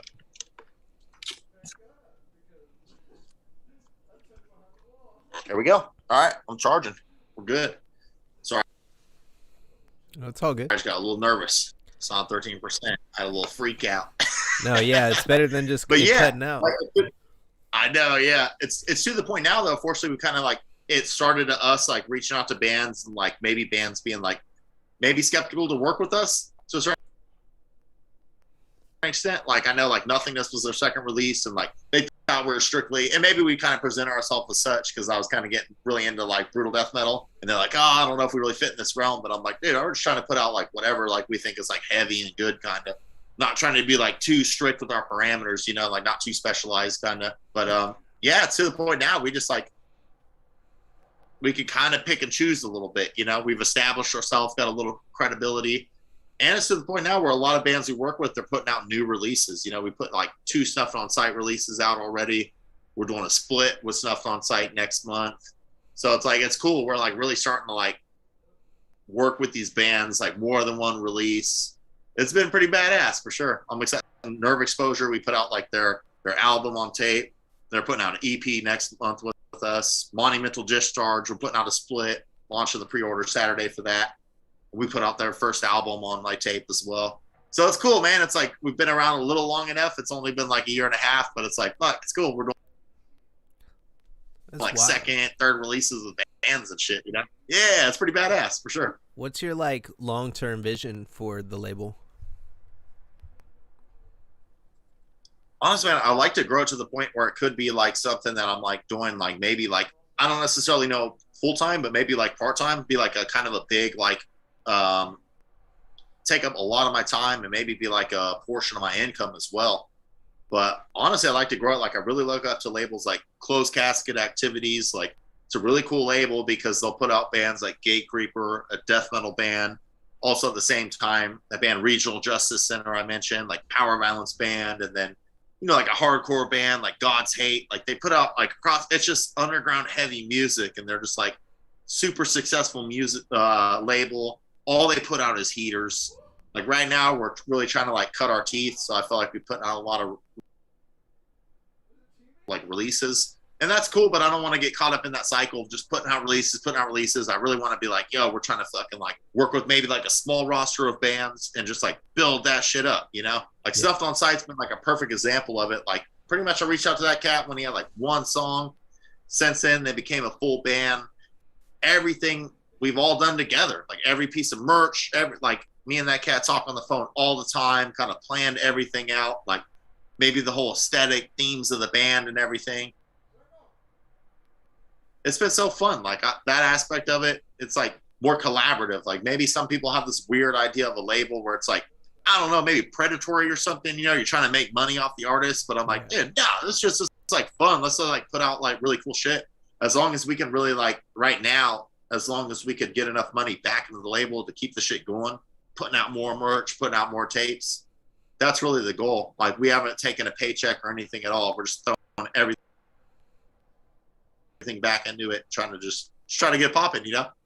Those fucking some of your merch is really dope. Like really, really dope. The snuffed on sight lighters, for Oh example. Like yeah. I don't think I've ever seen a label release lighters for a band. Dude, that shit's crazy. And we want to like obviously offer it online. We just did it for the show. But those fucking we sold like half of what we bought at that first show. The stuff on site's got 3 shows this weekend. So I was like, or 4 shows this weekend. Friday, Saturday, Sunday, and Monday. So I was like, damn, we're definitely gonna need to order a bigger batch next time for sure. Yeah. But we want to offer it online as well. But that shit turned out so clean for sure. Like we want to. I'm just like a merch demon, dude. I love merch, like a dork out on that shit. So we want to do everything we're talking about because stuff on site's just super stoner band. You know what I mean? Stoner slam pretty much. So we're like, do a smoke kit, get a rolling tray, Yes. rolling papers, a lighter, like a grinder. That should be hella tight. Put it all in like a bag, like almost like a pencil bag, you know, everything in that. That shit would be pretty cool for sure. That would be hard if you did like a limited edition tape or some shit and it comes with all that. Like I just purchased fuck. Here, let me show you my last fucking purchase. Oh hell yeah. Oh, hold it real quick. I'm about to blow my nose. Oh yeah.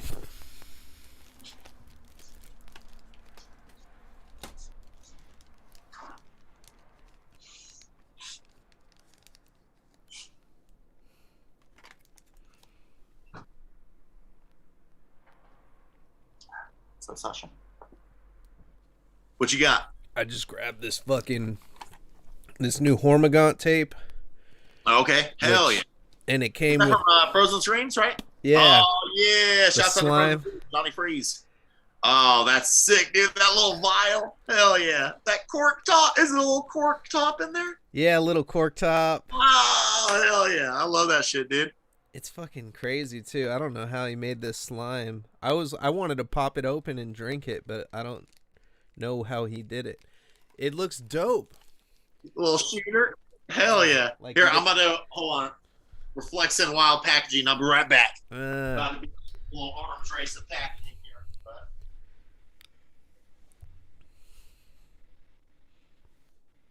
So last November we did like kind of like our first like slam.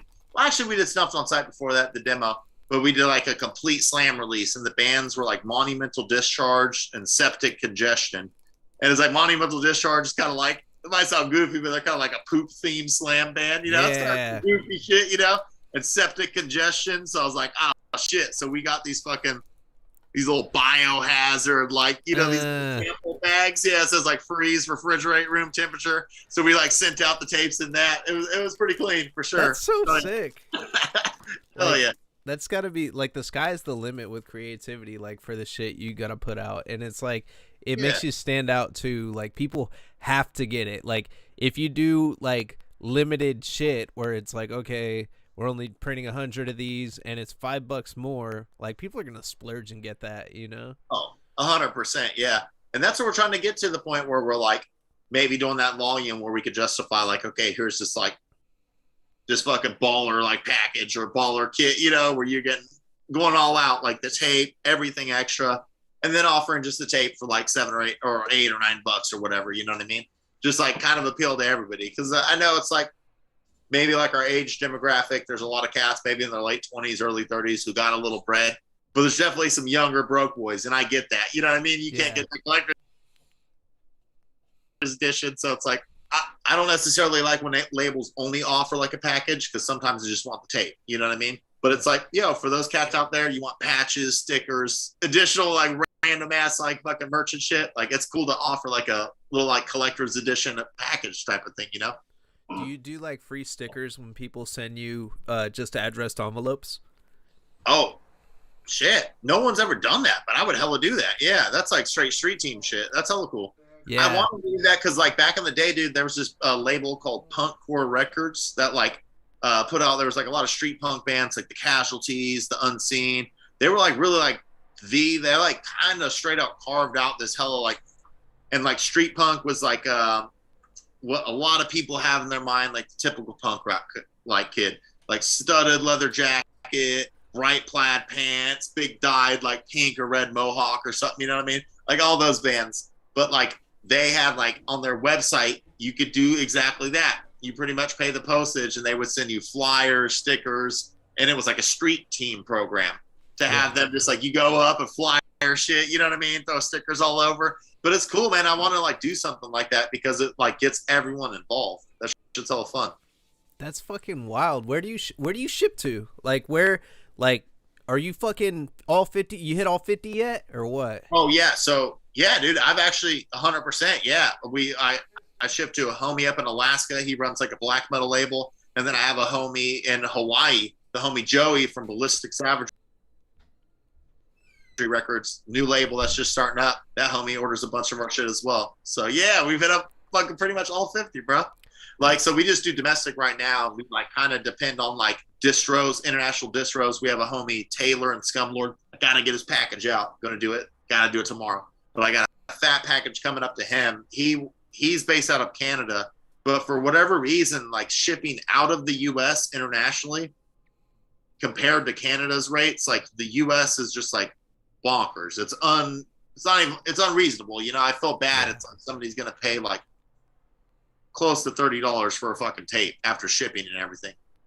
So we send in bulk up to Canada, and he could ship a tape to Germany for like I think he said like $6 or $7. You know what I mean? I'm Oh like, shit. oh, that's it. Yeah. Like for whatever reason, I don't know, whatever their fucking customs deal is, or I don't know how that shit works. But it's like, yeah, we just send it to him, and he just distributes internationally. We're working another label called Lifeless Chasm. They're kind of partly based out of the US, partly based out of the UK. So those cats can like distribute to like Europe pretty easily as well. But yeah, it's been like, it just makes it easier on us, and it's a lot cheaper for the customer because like offering international from the US, I feel bad, bro. I don't want somebody to pay like 25, $30 Yeah. for a fucking cassette tape, you know? So it's like, just wait a little bit. It'll be in distros. You get a lot better deal for sure. Damn, that's fucking smart, man. I know. I heard like Johnny Freeze talking about like he has a lot of delays with Hormigaunt getting their tapes and shit out because they have to go to Australia, and of Oh, course yeah, it's like for sure. fucking insanely expensive. Like, but some people will spend the money. Like there was like a band that I ended up spending like I just do massive orders when I gotta order shit from other countries. That's usually like the way I'll do it. I Yeah, spent like $250 getting like fucking 4 vinyls and like a couple books damn. for Der Weg eine Frei. They're like a band from Germany, so it was like, yeah, fucking. I'm gonna look that up. Hold up. I'm gonna put that on my. Yo, sorry to take on my phone, but I always put shit in my Spotify. Oh Oh, yeah, hold up, real. My you bad. got a playlist Can we for take? your label? Oh yeah, I gotta update it. I gotta update it. Sorry, I just got 2 missed calls from my fiance. Can we take a quick pause, real quick? Yeah, for sure. My bad, homie. Sorry, a It's all little good. break. We're on the bone throne, sitting on the throne, on the bone throne. We're on the bone throne, bone throne. On the bone throne, bone throne. We're on the bone throne.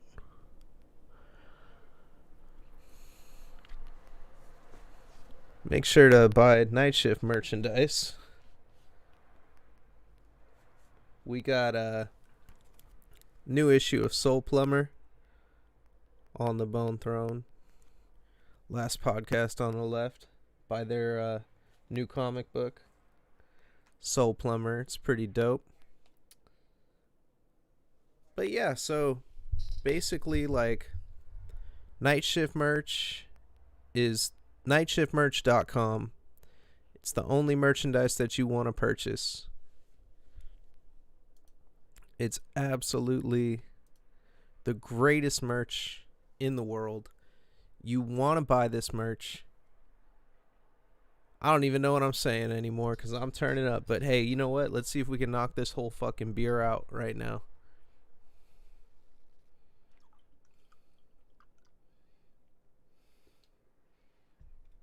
All right, let's knock this beer out.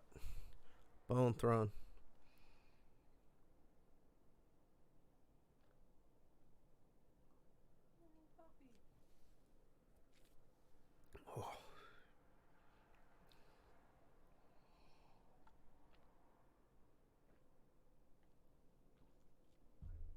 Oh.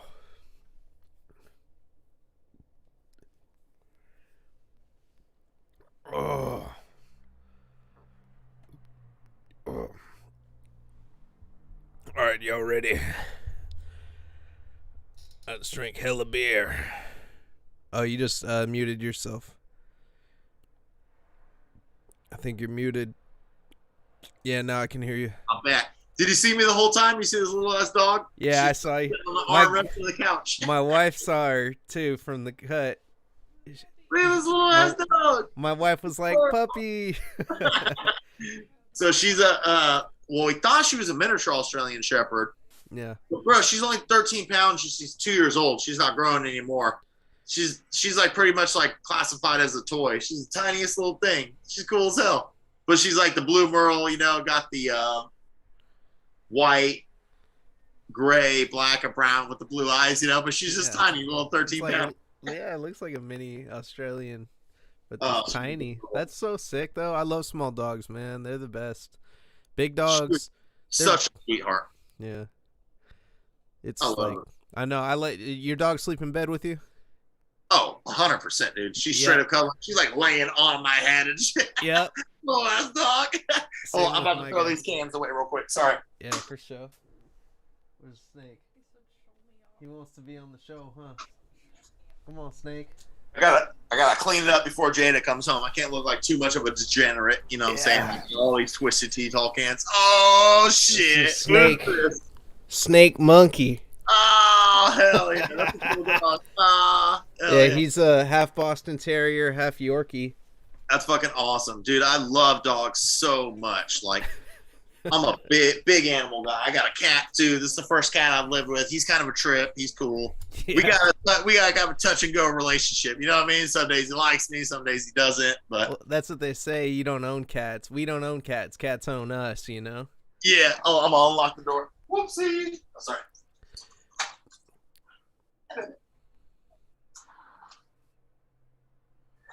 That's funny.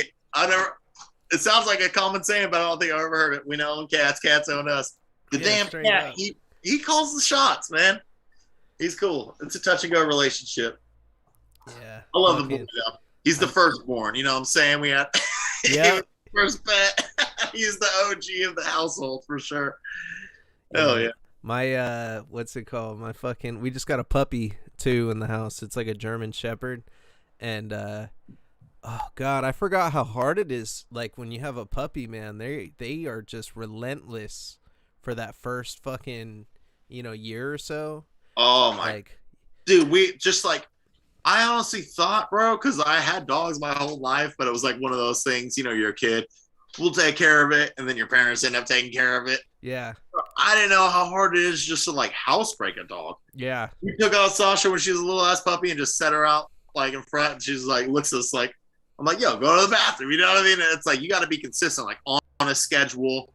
Like, you know what I mean? We had to take her out like 4 times a day when she was a little pup, like the same time of the day, just so she learns like, yo, when we go out, you got to go to the bathroom, But that alone was so hard, bro. It was like tripping us out. They don't want to go, and then you take them inside, and then they're like, all right, now. Yeah.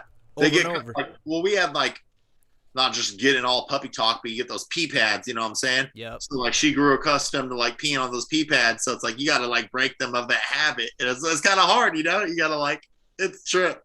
But damn little dogs, man. They're the best thing. Like, honestly, me and Jada say all the time, like, I don't know what we would do without Sasha. Like, trying to imagine our life without a dog, it's like, man, I don't know. Pets are just so important to us. Yeah. Outside the pets. Hell yeah. I love dogs, man. Yeah. I wish I was a dog. Dude, they got a simple existence. It's simple. You gotta go to work. Everyone's happy to see you. Yeah. You get to sleep. Live in the moment. They don't think about the past or the future, bro, or anything like that. There's dogs. There's like live in the moment. They're so pure, innocent. It's like, it's the epitome of like innocence, Coolest little things. But yeah, we'll jump back into label talk for sure. Yeah, man. So shit. Where were we? We were talking about merch. So like, I think we were talking about bands reaching out. Bands reaching out, and then we're talking about shipping. So yep. Okay. Yeah, and shipping. Yep. So when did you realize, like, I know you said like that the first tape you put out like sold out hella fast, but when did you realize like, oh shit, you're gaining momentum, like you're like a fucking, you're having a snowball effect with your shit? Like, was it a couple months in, like a year in? Did you have a lot of like failures like getting to where you are now? Not necessarily a lot of failures. Some like obviously like with, and now we're learning now. It's just what it is. Like when you put out what you like, sometimes it's not what everybody's gonna like. And like I take pride in like the majority of the shit that we put out, like it's gonna hit. But Yeah. sometimes I just like bands, and it's like it's more of a calculated risk. And we're learning now to like schedule or like project out our releases to kind of know like, okay, we're going to put this release out that's going to be an absolute heater, that's going to recoup all of our bread, like our investment and then some, so we could take the risks to put out this next band that's like, you know what I'm saying, maybe not as big, maybe won't perform as well, but like we're kind of learning like to kind of like stagger our releases based off that. Maybe something that's going to be kind of big and absolute heater, and maybe something that's like a new demo, you know what I mean? Like, or a new band, like introduce it into the fold that it's like you don't necessarily know how it's going to do type of thing. But like, I think really when we like saw like a big like release for us at the same time we did that Snuffed on Sight EP, Yeah. Disfiguring the Goddess, which is like fucking super like, I didn't even know. I was kind of clueless because, like I said, I was out of heavy music for a while. And this whole period is kind of when Disfiguring the Goddess came up. And it's just one dude. But I mean, like, this cat put out an album. I mean, it's got like this album Sleeper. I think it's like some of the tracks have like a couple million streams on like Spotify. I'm like, holy shit. So we like, I just reached out to this dude. That's the homie Cam. I absolutely love Cam. We've kicked it so much. We've talked about like religion, philosophy, everything. We like, this dude's so cool. He doesn't drink, but I was just getting crunk and we're talking about all types of shit. I met up with him in Austin. He lives in Austin. Such a cool dude. But I was so naive. I just reached out to this dude. I found out this album through, you know, Finn McKenty, the punk No, rock NBA. haven't heard of it. Oh, okay. This cat runs a pretty cool YouTube channel, but I follow his Instagram page and he posted this album cover and I love the album art, the logo. So I checked it out. Dude, this shit is absolute bonkers. The album's called Soothe. It's like, I call it slambient. It's like slamming brutal death metal with wild ass ambient. He's like, so Cam is like Disfiguring the Goddess and also like a electronic, like pretty much dance music producer essentially, or DJ, you know what I mean? He Yeah. goes under the moniker of Big Chocolate, which is hilarious. He's like Like Mark Henry. yeah, oh yeah, it's like He it's was sexual big, chocolate. big chocolate, man, straight up. But so yeah, he has like these two musical careers where he does like he DJs. He's like pretty much like that's what he. I think he makes like pretty much passive income off of streaming. Is like a extremely successful music career, and he has like a DJ like slot like a few nights a week at like local clubs in Austin and shit. But it's like he kind of like before he kind of kept them separate a little bit. Like obviously there was like some like electronic aspects to it, but like Soothe really was like where he took like slamming brutal death metal and like ambient electronic music and married them together. The shit is fucking wild. It's like a masterpiece. It's like one of my all-time favorite albums, straight up. That's But I crazy. just reached out to this cat naively and was like, yo, you want to put out a tape? And Seven's like, dude, this cat was like fucking a Decibel magazine, you know, articles on it. Like, and I looked at it, I was like, holy fuck, like, damn, millions of streams. That's pretty fucking wild. But he was just such a humble, cool dude. He just like, he fucks with Snuffed on Sight. He fucks with the label. It's like beyond just like putting out tapes. Like he sees like the value and like, obviously it's like you put out a limited run of tapes. A couple hundred people are going to get tapes, right? Yeah. But like the value of that, like having this physical like artifact or like something out there, and like that gets circulated throughout like Instagram. People are posting it, and like that hype is essentially like invaluable. You know what I mean? Because it's like that cat, like he was at the peak of his music. I think was in like the like where like a lot of his like classic albums came out, and he was kind of on hiatus for a while. So it's cool. Dude came back out of nowhere and just put out this absolute motherfucking heater. Well, he put out an album in 2019, which is pretty cool, but Soothe is in like a whole nother realm. But dude, that alongside Stuffed on Sight, that shit sold out. And we put up a pre-order for shirts. We put up 2 different Stuffed on Sight designs and a Disfiguring the Goddess design. And in that weekend, we sold over 300 tapes and 200 shirts. God damn. Dude, yeah, it was fucking bonkers. I was like, what the fuck? And like, yo, it's just me in my apartment. Like, Kenny does all the design. Seven helps out with like finding bands and communicating and like trying to book shows, things like that and stuff like that. But like in terms of like logistics and packing and shipping, it's just me, bro. So I'm like sitting here with like, damn, all the shit's coming in. I got 200 shirt orders to pack up. It's fucking wild. But that was the moment where I was like, damn, this shit's like kind of popping, you know? So that's fucking crazy, man. So it just comes together. And that's sick that you're able to do something like that you're passionate about. You know what I mean? Because like it's like we all got jobs and shit, but it's like how would you feel? Do you feel like this could ever turn into a job for you? Well, I think so. Like, fortunately, like I reached out to my homie Scotty Heath. He runs a label called Tank Crimes, a Bay Area based label. Like they put out like kind of notable. Yeah, Necrot, of course. Dude, this is so awesome because a band like Necrot, you would think they would be on maybe like a bigger label like Relapse, right? Metal Blade, something along the lines of that. But Scotty's really like cultivated something where he's like a DIY, like kind of like almost like punk and metal label. Like, but this cat is just so on point that he's able to support that kind of growth. You know what I mean? Like it's incredible, dude. The number of units they did, it was crazy. And he's like, for a while he was doing a podcast. It was awesome. Like Noise Direction. It kind of fell off. Well, like I feel like scheduling like issues or something happened where they're no longer doing some episodes. But dude, there's like probably 10 episodes and they're so valuable. It's crazy. This guy's talking like he's like super transparent with like the unit. And like I think it was like something crazy. It was a matter of like 2,000 to 3,000 records they sold in a matter of like 2 weeks. That Necrot release. Fucking A. I know I bought that shit. Yeah. That's fucking nuts, man. Like and their shit is quality too. Like they give it like that record stuck out to me a lot cuz I got the vinyl. It stuck out to me so much because not only because it's local, but they really like packaged their shit very well. They put cool shit in there. There were like I got like I love Scotty. Yeah, two or three prints. Like I respect that label so much. That's fucking nuts. Do you think you're gonna start doing vinyl eventually? That is you guys totally the goal. Right now, it's like it's kind of hard just because due to like I don't necessarily know why. Maybe like I think there's actually that same podcast I referenced, Noise Direction, Scotty was talking about now. Like back in the day, there's a couple different. There's a surplus of labels. A lot of labels have popped up. We're like a pandemic label, you know what I mean? Because of COVID, I used to travel all the time for work, which I'm starting to do now. But fortunately, I had this opportunity. Not to say fortunately, it's not like I hate to say I benefited from the pandemic, you know. But I was home, I was off the road, and I had all this excess time to kind of focus on some hobbies or side endeavors and shit.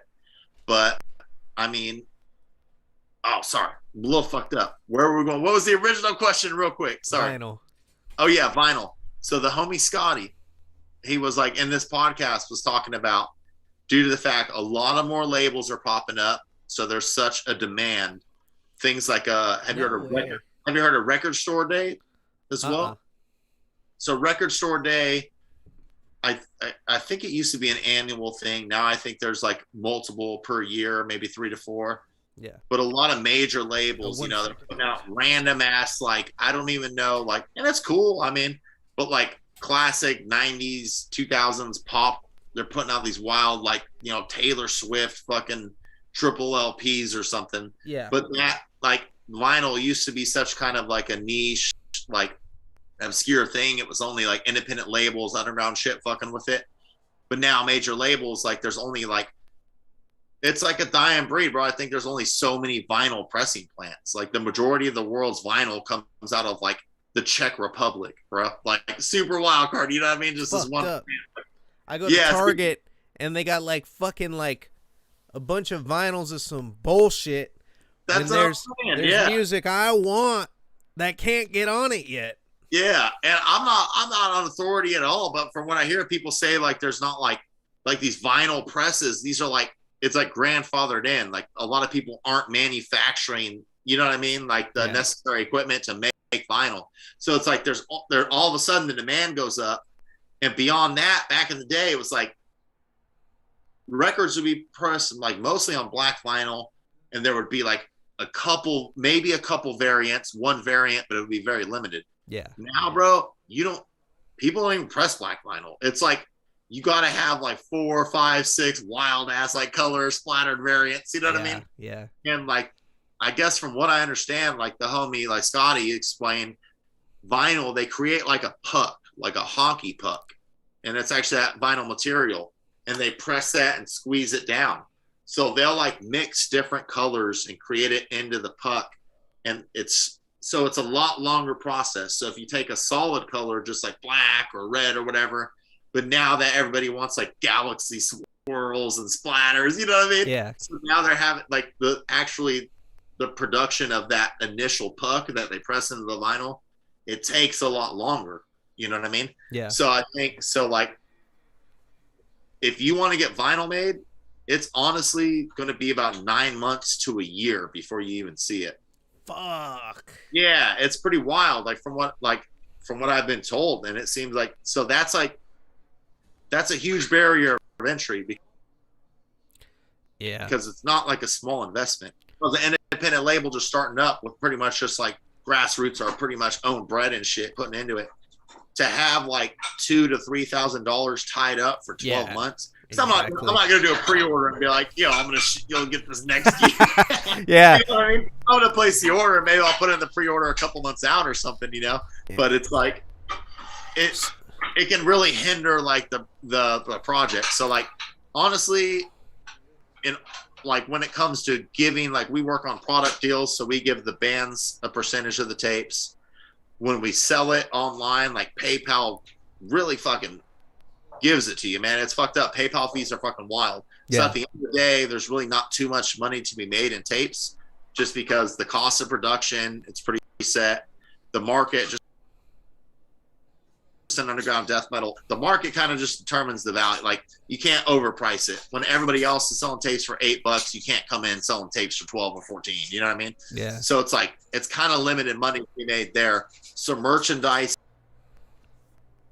is where really there's money, profit to be made, which like I said, we're not lining our pockets, fucking wilding out. We're pretty much putting it back in a label, but that's how we're going to grow and pretty much fund getting vinyl made. You know what I mean? Yeah. Like getting more merch.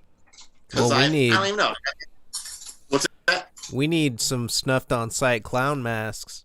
The clown mask. Hell yeah. Yeah, man. I got the hook. The Halloween edition. Those lighters. Yeah, I'll buy that. I feel like there's a lot you can do, man, to fucking make that shit happen.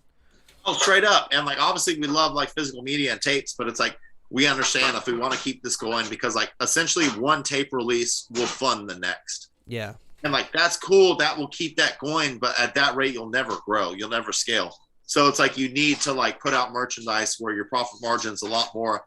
Like I said, we're not fucking laughing to the bank. Not, Scrooge McDuck diving into a fucking room of coins or some shit. You know what I mean? Everything we're just putting back into the label so we can do like bigger, better shit, which in turns like helps out the bands. So that's dope. That's fucking awesome, dude. And that's like that's the biggest thing. It's like that's the whole reason I made this shit is so I can give people exposure. Like and that's what you're doing. You're taking something that you love. You're able to fucking, do that. And then the same thing. Yeah. 100%. Being able to reap the benefits is like pretty much just getting to enjoy it yourself as well. And, hoping that these bands continue. Like that's what I was really big with Seven when I kept asking him, what's next? What's next? What are you doing next? Cause when I hear music I fucking like, that's what I want. I want more of. And it's hard for bands to keep putting shit out if they're not, if shit isn't like going. Like some people will just drop some shit and be like, all right, that's it, but he said full length is coming. Yeah, I'm like, bruh, hell yeah. dude, seeing this show, like I almost like lightweight teared up at the end, dude, just because I've like seen it like from like when this cat, it was just like a one-man project and had a few songs. So like realizing it coming to fruition and playing like their first live set, dude, I was just like, it was like damn near like a proud parent moment, straight up. Yeah. It was like it was like a cool. It was awesome, man. It was like I think like big shit's definitely on the horizon for Stuffed on Sight. It's such a cool, unique sound, unique vibe to the band. Just like they really are just like straight up just themselves. You know what I mean? They're not trying to fit into any mold, like maybe what's cool right now. It's just like we smoke a lot of weed, we're degenerates, we play like dummy death metal. Like it's just fucking fun, dude. You know what I mean? They're just kind of unapologetically themselves for sure. Yeah, and like Parasitic Ejaculation too. Like that's another fucking band where it's just like it Seven turned me on to them, and I was like, oh shit. I'm like, that's fucking wild. That's like one of his biggest influences, and if you do it, you can hella tell. And that's a band that's like straight up often slept on. Bay Area. I mean, it's some Santa Cruz boys, and like, dude, they played like those cats. Like they played this show. It was their first show in 2 years. It's like these cats had 2 years of dust, and they were like fucking just so on point. You know what I mean? I was like, fuck, this band's awesome. I mean, they've been around for fucking over 10 years. There's like professionals at this point. Damn near, it seems like. Do you think you would take over as like, or you would manage one of these bands? Like if they wanted to hit like a tour or some shit, would you ever yeah, 100%. So I think like in terms of like, I know there's like, I'm kind of learning more about like the whole music industry as a whole. I know there's like obviously like booking agencies, but like I honestly consider myself like the unofficial manager of Stuff on Site. Like every decision we make, it's like he always consults with me and I put in my input. You know what I mean? And like I said, we've kind of crafted this whole like maybe aesthetic and vibe and everything about it. So like that's like kind of our role. I don't want to just put out like physical media. I want to like maybe like a consultative role, for lack of better words. You know what I'm saying? But like, yeah, let's collaborate and like work on shit together for sure. I know he told me about the artwork, like how you guys got the artwork for No Clown Shit, and initially it came back like with Joker colors. And you guys were like, nah, this ain't it, Chief. Like, change the color up a little bit, and then it like became its own thing. And it's funny because when I saw it, I didn't even connect it with that. But he said it was like right after the Joker movie came out, like when you guys commissioned the art. That shit hit hard, and actually, the homie Kenny, like that dude's not even a metal artist. He's like a Swedish like comic book artist, and the homie Kenny, who does like, he's like been my best friend since we were 12 years old. He does all of our graphic design. He's like really big into comic books, so he just followed this cat, and we're like, yo, this is kind of a wild card. It's kind of a stretch, but that shit is so hard. Like everyone loves it. It's like it fits so well. You know what I mean? It turned out super well. That's fucking originally, yeah. That's cool. Do you think you could DM me the original of that? Oh. Yeah, I won't share it nowhere. Oh yeah, of course. Yeah. I want to see that. Dude, I'm going to show you on his page. So the artist, he usually does like a little 3 posts. He'll show like the initial rough sketch. Yeah. Kind of coming together than the finished product. So it's all cool. I'm gonna send you that shit for sure. Oh fuck yeah. Oh yeah. I know I love like seeing how shit comes together with this kind of stuff. Like, do you get some of the bands that are under you, like do they come to you with their finished products just like bam, this is it, here's our new product, or do they update you along the way? Hey, we're working on this, here's a single from it that on their like upcoming releases and shit. Realistically right now it's like we're kind of like almost always damn near like 6 months out, so it's like in terms of planning and stuff. So like we kind of want like the bands we work with to maybe let us know like, hey, we got some irons in the fire, we're planning an EP, this is kind of the timeline, just because it's like there's a lot of planning that goes into it. And like one thing we hella pride ourselves in, and the homie, shouts out to the homie Kenny, that dude just goes bonkers with it. He's really into like 3D modeling and 3D our promotional material and stuff. It's a lot of time that goes into it. Like I don't even know how much. That boy Kenny will dork out for hours. You know what I mean? Like sometimes like one post, it'll take like maybe a couple weeks for him to like kind of create, you know, because he's so detailed and everything, which is awesome. And he's like simultaneously going to school for graphic design. So as we like come up with ideas, I'm like, hey, can we do this? He's pretty much like, I don't know how to do it yet, but I'll figure it out. Yeah, there we go. He yeah. made this? Yeah. So just from scratch, bro. Yeah. Yeah, for all the viewers watching, this is some badass 3D design. I was kind of like, where did you get this shit from when I was watching it? That's sick. Dude, that's the homie Kenny. We just come up, we'll just like brainstorm these ideas. And like I said, like maybe like he's just going to school for it now. So I'm like, can you do this? He's like, I don't know how, but I'll figure it out. Like, so he's like learning more from like the label than he really is from school. Cause it's like, we just have these wild ideas and it's like, I'll make it happen, you know? So he's looking up YouTube videos, tutorials, all this shit, you know? It's pretty cool. It was hella cryptic too. Like you got me with that shit. I was like looking at it. I was like, I need to screenshot it when it's lit so I can look what's this down here in the corner. Like, we live for the hype, and that's something we learned from maybe like rap culture. Like I like to like be hella cryptic, kind of mysterious with it, just like leak a little something. It might be obvious to some people because we'll have like post a lot of like songs in our stories, but like I love that formula of like this little sneak peek, you know, like what is this kind of thing, you know? hell yeah. I gotta like announce it type of thing. Yeah, that built tight, man. I had Vivi Vex on the show. Well, no, Vivi Vex's clone. Vivi Vex passed away. Rest in peace. Yeah, I did. I remember you talking about that. It was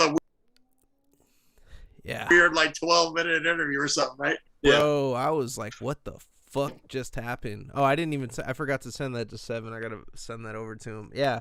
That's funny. Was like, what the fuck just happened? But I don't know if it's marketing. I don't know if it's fucking real or like some crazy ass shit happening. Dude, I think it's just like they're just in character the whole time. You know, they don't break character. It's like this whole theme, like, and I respect like artists that do that shit. That's kind of cool.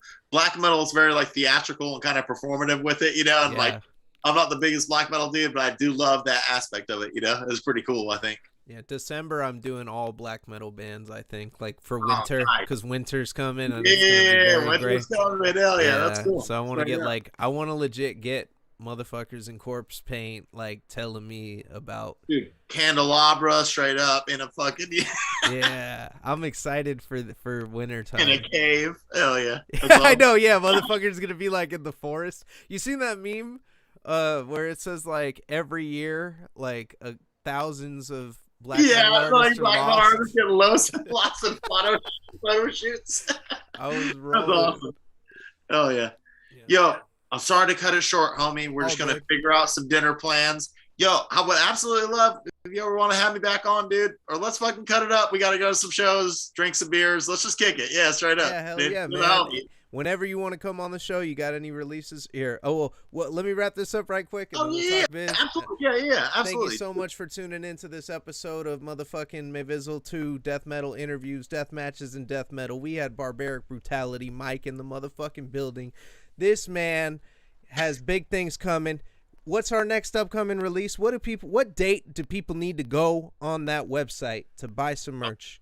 Yeah, so actually this Saturday we're launching a pre-order for it's a really cool split.